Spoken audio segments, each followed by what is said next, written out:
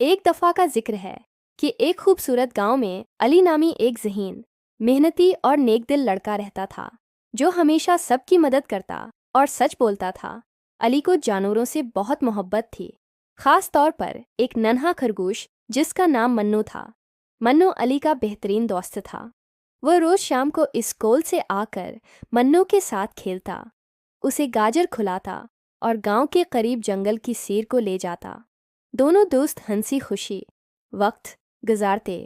ایک دن گاؤں کے چوک پر اعلان ہوا کہ پرانے جنگل میں ایک خزانہ دفن ہے اور جو بھی اسے تلاش کرے گا اسے گاؤں کا ہیرو قرار دیا جائے گا۔ سب لوگ جوش سے جنگل کی طرف روانہ ہوئے۔ علی اور منو نے بھی ایک چھوٹا سا بیگ تیار کیا، پانی کی بوتل، روٹی اور ٹارچ رکھ کر نکل پڑے۔ راستے میں انہیں ایک ندی ملی جو کافی گہری تھی۔ علی نے کچھ لکڑیاں جمع کیں اور ایک چھوٹا سا پل بنایا۔ منو نے ڈر کے مارے علی کی جیب میں چھپ کر ندی پار کی۔ پھر انہیں ایک پرانا درخت نظر آیا جس کے نیچے ایک چٹان ہلکی سی کھلی ہوئی تھی۔ علی نے اسے ہٹایا تو نیچے ایک غار کا راستہ تھا۔ دونوں دوست حوصلہ کر کے غار میں داخل ہو گئے۔ غار اندھیرے سے بھرا ہوا تھا لیکن علی نے اپنی ٹارچ جلا لی۔ آگے بڑھتے ہوئے انہیں دیواروں پر تصویریں نظر آئیں جن میں ایمانداری، دوستی، محبت اور بانٹنے کی تعلیم دی گئی تھی۔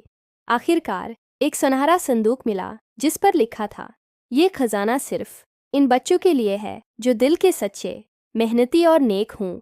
علی نے صندوق کھولا تو اس میں کھلونے، کتابیں، رنگ، مٹھائیاں اور ایک خوبصورت خط رکھا تھا۔ خط میں لکھا تھا، تم نے ثابت کیا کہ تم ایک اچھے دل والے بچے ہو، یہ خزانہ تمہارے جیسا بچہ ہی پا سکتا تھا۔ علی بہت خوش ہوا، لیکن اس نے یہ خزانہ اکیلے رکھنے کے بجائے گاؤں کے سب بچوں میں بانٹنے کا فیصلہ کیا۔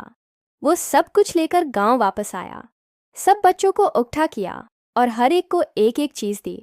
بچوں کے چہرے خوشی سے چمک اٹھے۔ گاؤں کے بزرگوں نے علی کو 4 نیک دل ہیرو نا کا خطاب دیا اور منو کو وفادار دوست کا لقب ملا۔ اس دن کے بعد گاؤں کے بچے نہ صرف علی کو پسند کرنے لگے بلکہ اس کی بات بھی مانتے۔ علی نے سب کو سکھایا کہ اصل خزانہ محبت، دیانت، دوستی اور دوسروں کے لیے کچھ کرنے میں ہے۔ خزانے کی خبر قریبی گاؤں تک بھی پہنچی اور دوسرے بچوں نے بھی ایمانداری، محنت اور نیکی کو اپنا شعار بنا لیا۔ یوں ایک چھوٹے بچے کی نیکی نے پورے علاقے میں خوشی اور سچائی کا چراغ روشن کر دیا، اور منو اب صرف علی کا نہیں بلکہ پورے گاؤں کا لاڈلا خرگوش بن گیا۔